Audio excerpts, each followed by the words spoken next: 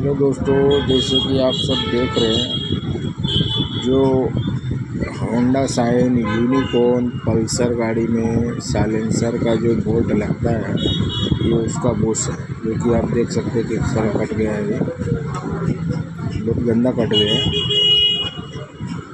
आइए आप सभी को नया बुश दिखाते हैं।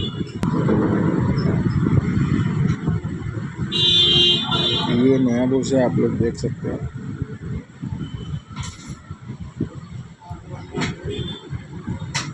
ओनली फॉर 50 रुपीज़ का एक बुश है ये।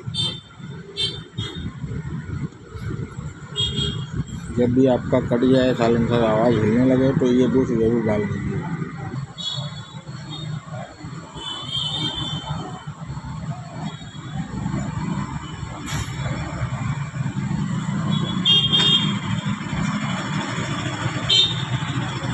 ये होंडा शाइन गाड़ी है, इसी का ये साइलेंसर का बुश रहता है।